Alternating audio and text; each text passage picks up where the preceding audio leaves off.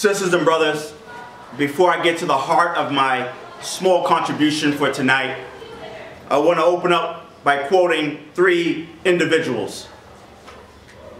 We revolt simply because, for many reasons, we can no longer breathe.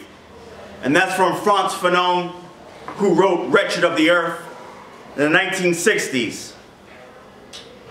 You can't separate peace from freedom because no one can be at peace unless he or she has their freedom. Malcolm X. And the revolutionary icon, soul singer, Nina Simone was interviewed, and the interviewer asked her this question: what is true freedom? And Nina said without hesitation or doubt, freedom means to have no fear. Sisters and brothers, comrades, friends, and any enemies in the room, I want to dedicate this small contribution to the memory of David Joseph, a 17-year-old young man in Austin, Texas, murdered by police. And I want to dedicate it to the memory of Mashawn McCarroll, the young man, a BLM activist in Ohio, who killed himself only steps away from the Ohio State House. I am humbled to be here with you and to discuss the ways and the means to which we can end the crisis that plagues the working class and poor of this country, but particularly people of color, and I'm thinking of black and brown bodies. The title for tonight's discussion, On Campus and in the Street, the Black Lives Matter movement. And since this is Black History Month, I want to remind you of a deep, long history of student activism and the role of young people in social movements. On January 31st, 1960, 5 years into the Civil Rights Movement, 4 students from North Carolina Agricultural and Technical College, Ezell Blair Jr., Joseph McNeil, Franklin McLean, and David Richmond, decided to walk in the very edifice of racial apartheid in the South, Woolworth. And on February 1st, those 4 students decided that they were going to sit down at a segregated lunch counter. It is that act of nonviolent civil disobedience that began a very important phase of the Civil Rights Movement and the involvement of students and young people.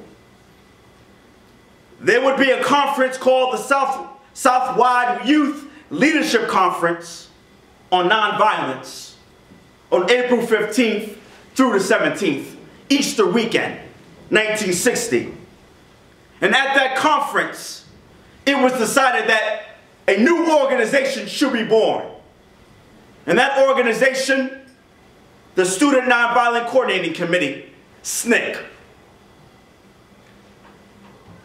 The 2 co-signers of this new organization, Dr. King and Ella Baker, would say these words.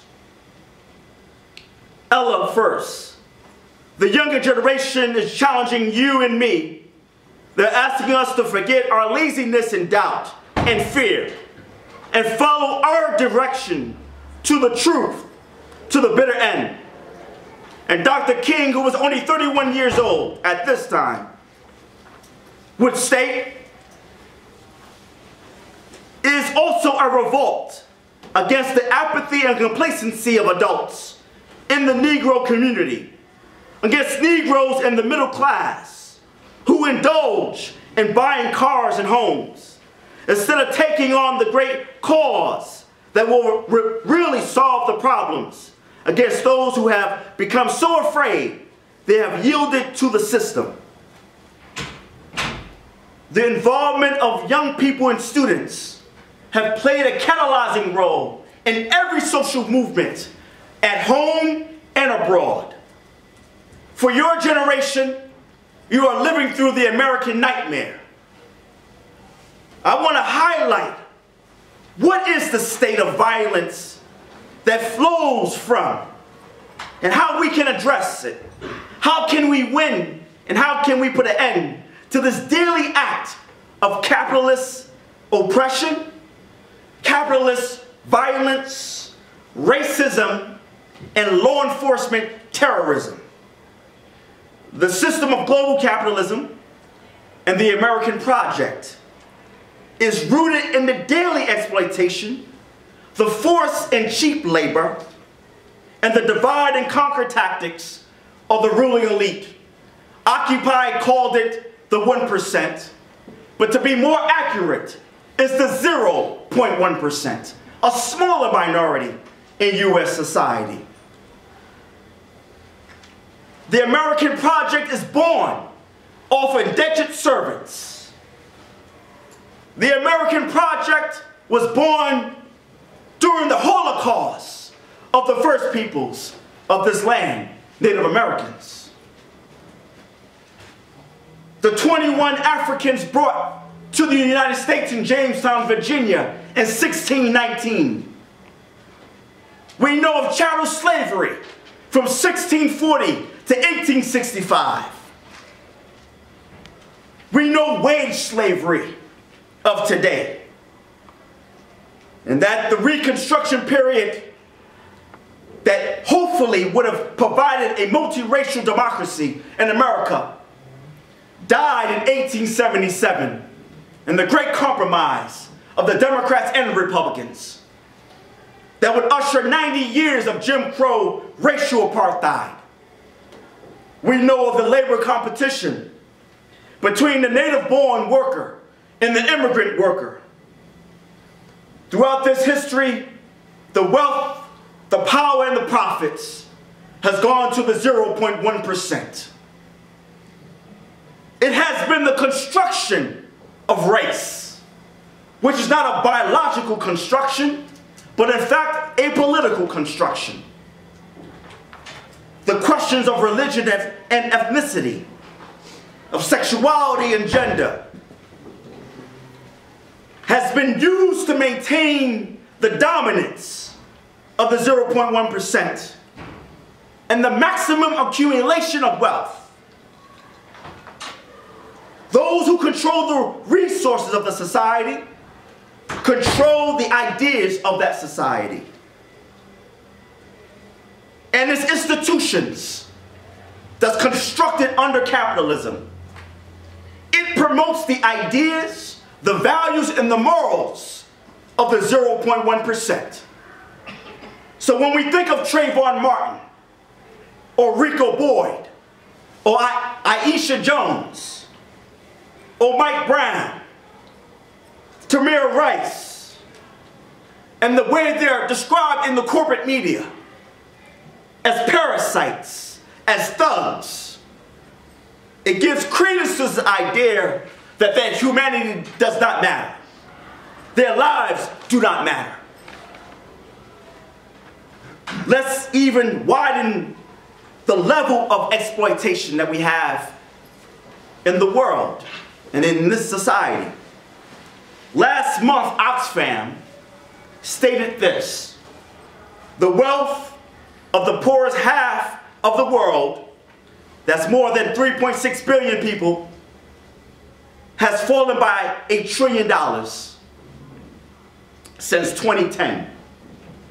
Meanwhile, the wealth of the richest 62 people has increased by more than $500 billion,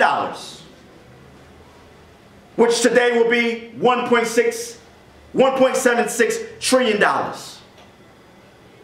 And keep in mind that at the 2007-2008 economic collapse, people of color lost between 71 and 92 billion dollars of wealth. The greatest loss of wealth in this society. While at the same time, U.S. capitalism hoards $2.1 trillion in offshore accounts, waiting not for an investment in the things that we need to survive in this society, but they're waiting for the next speculative bubble in order to invest. Well, 95% of the wealth since the economic crisis of 07-08 has now gone back up to the 0.1%, those who reside on Wall Street. Our generation has lived through neoliberal capitalism in its most naked form. We have 7.1 million precious babies and children who live in the deepest levels of poverty. 67% of the new jobs created in the United States after the economic collapse of 07-08 are low-wage jobs that made between $7 and $13 an hour. Before the crash, the average wage was $13 to $21 an hour. While at the same time, and this figure is very important to you, I'm sure, that student debt is at $1.2 trillion. We live in low-wage America, and in fact, the American youth are indebted to Wall Street. With these horrors, we've also created a prison state. America is only 5% of the world's population, but it warehouses 25% of the world's prisoners, more so than Stalin's Gulag or the prison camps in China. We have 6 million human beings under correctional supervision, 2.3 million prisoners. That has not included 300,000 immigrants who are held in detention centers on a daily basis.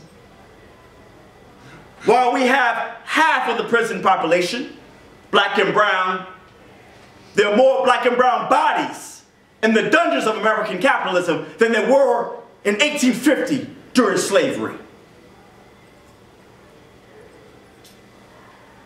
We have cities and states that are in fact austerity cities and states. Michigan, I don't have to talk about. I'm sure you all know what is going on in Detroit and in Flint, Michigan. We don't have to talk about what's going on in Chicago with the 1% mayor, Rahm Emanuel. In fact, your president, the black CEO of Empire, just passed a bill cutting over $1 billion in welfare cuts. I think what Malcolm X said was correct.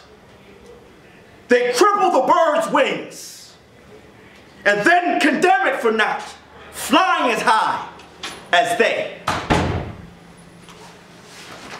So when we talk about law enforcement terror, the role of the police and law enforcement, who are the direct descendants of the slave patrols during slavery, their role is to protect and serve and maintain the power and the prestige of the ruling elite.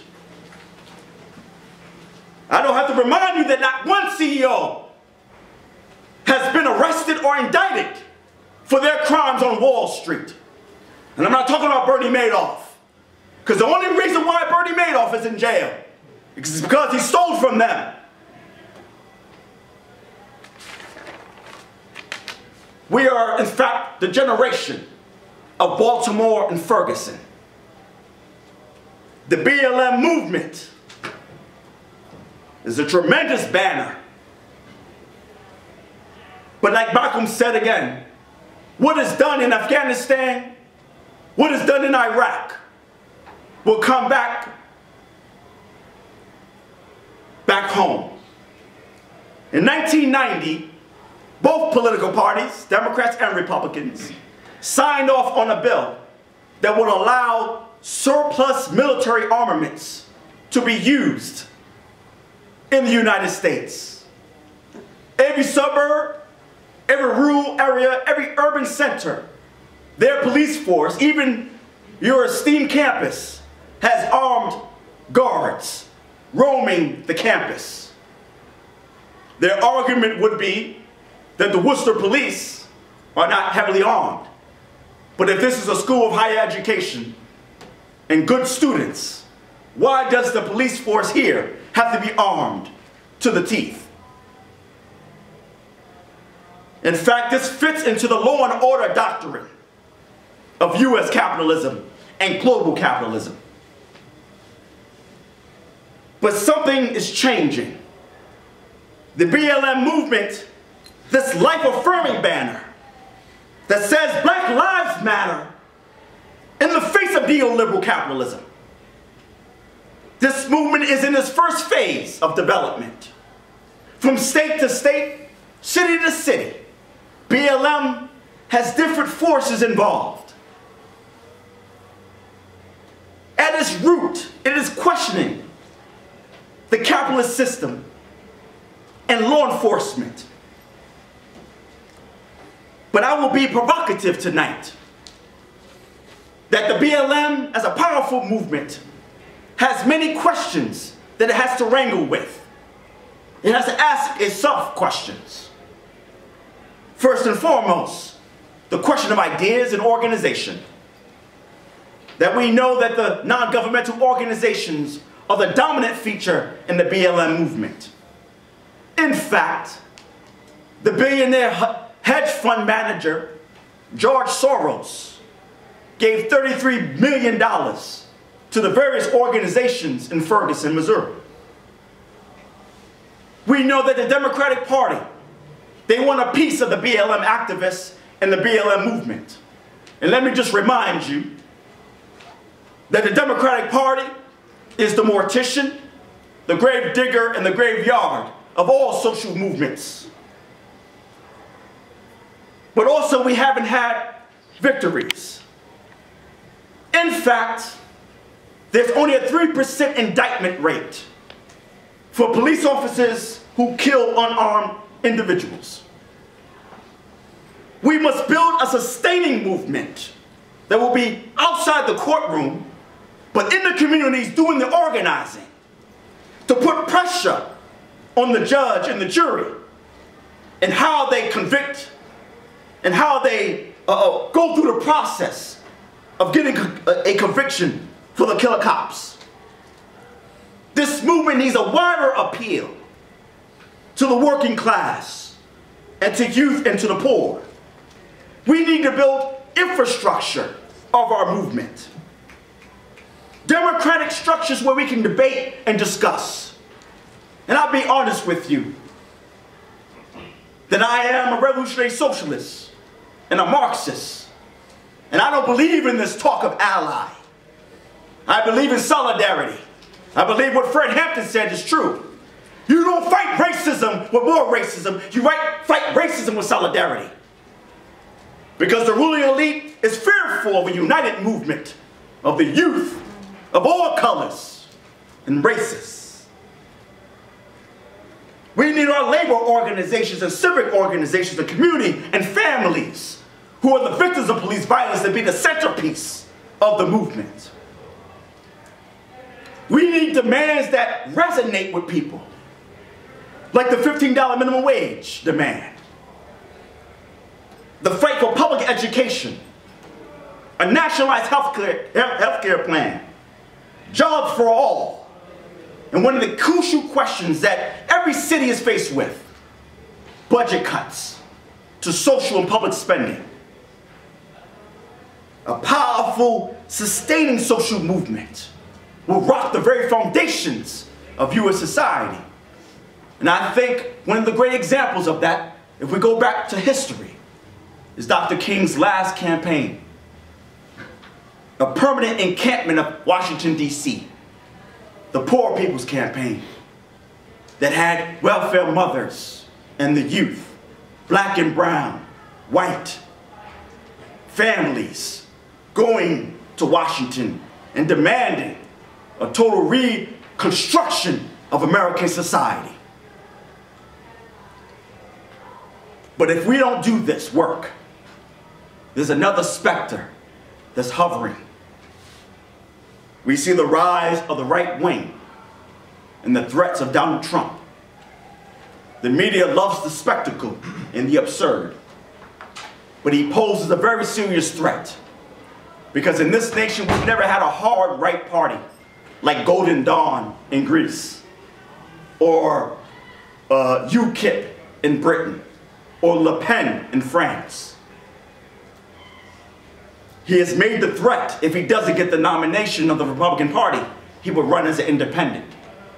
And we see the groundswell around Trump, who's using racist and xenophobic, misogynist ideas, wrapped around an anti-establishment rhetoric. We must make appeals to the Trump supporters. No, they're not politically ignorant. They just don't have answers to why the crisis is taking place, why they're losing their farms, why they're losing their jobs and their health care. It is not the immigrant, it's not the LGBTQ system, brother, who got rights, or African Americans. In fact, it is Wall Street. And if the labor movement and the forces engaged in righteous struggle for justice are not given that explanation, they will go to the right, who will give them answers. And those answers are dastardly. There's a polarization taking place among the political establishment. The debate in the Democratic Party is quite interesting. Clinton, who represents the corporate wing of the party, in fact, the status quo of the party, and Bernie Sanders, who's a self-described Democratic Socialist, whose program will begin, if it was enacted, will begin to address the crisis facing working people and the poor. We also have something else going on within BLM. You have those who are individual superstars, like D. Ray McKesson, who is now running for mayor of Baltimore as a Democrat. Mind you, he's not beholden to any organization. And in fact, if you look at his track record, I don't know how many of you know about Teach for America, but it's a non-union, it's a union-busting operation that seeks to destroy the teachers' unions around the country. D. Ray had the audacity and the mendacity to talk about Teach for America as the new version of the Black Panther Party's breakfast program. These individuals, and we must make the distinction between the BLM leadership, who I think are willing to be co-opted into the system, despite a lot of left and radical phraseology. But the key question for us is the people in the grassroots, who have to face down the police on a daily basis. They must be organized. And a new leadership and new ideas have to flow from that struggle. We have a black misleadership class that have been bought off and sold in defense of neoliberal capitalism and by keeping the movement in check. But there's another phenomenon taking place too. In Seattle, Washington, for the second time, an open socialist independent won the Seattle City Council race. Her name is Shama Sawant. She took no money from any corporation. She helped to build and move the question of $15 minimum wage in Seattle, Washington, and won. And she just won re-election. We don't predicate our work on the question of one individual, but in fact, the social movements and the grassroots are the arbitrators of the struggle. They decide victory. And we predicate ourselves on their agency. Why? Because history teaches us that when working people struggle together, they win. When they organize, they win. We've seen the rise of social movements. We think of Missouri. We want to give a lot of love to the Missouri football players, and justified. Because in fact, they were calling for a potential strike. They said that the president didn't step down or stop the racist practices on the campus. They wouldn't play a game or practice. And just imagine, if we know about any of these campuses in our universities, they're not places of higher learning, but in fact, they're corporate entities now. And so they understood that if we withhold our labor, then they will give in to our demands. But I want to remind you that the students were already organizing on the ground. And so the role of the Missouri football players was just a cherry on top of the cake. And when they threatened a strike, the president and the chancellor stepped down in a matter of 24 hours. That's the power of the working class, students, and the youth. That's the kind of power you have.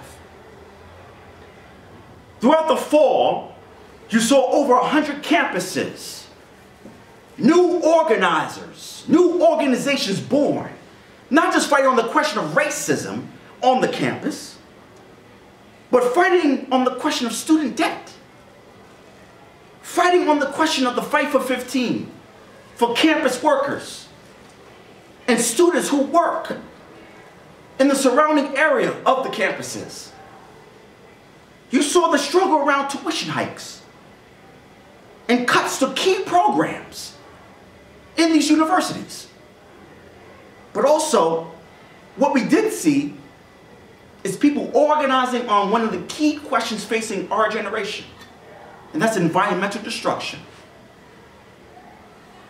I think Malcolm, I know I'm giving you a heavy dose of some Malcolm. On June 28th, 1964, at the founding conference, or founding rally of the Organization of Afro-American Unity, to return back to this point about our struggle around law enforcement terror, he stated, and I quote, "Our community must reinforce its moral responsibility to rid itself of the effects of years of exploitation, neglect, and apathy, and wage an unrelenting struggle against police brutality. We declare our right on this earth to be a human being, to be respected as a human being, to be given the rights of a human being in this society, on this earth, in this day, which we declare to bring into existence by any means necessary." And Socialist Alternative firmly believes we need a system change. We need a system change that's political, economic, and social. A social, political, economic revolution. Putting the working class in power. Putting it in their hands to decide their destiny on this planet. But not just socialism in this country, but around the world. To say that the resources should be shared. That we should have to worry, we should be able to fly all over the world without a passport. To be able to speak to folks all around the world and share the resources for us to provide for our children and future generations.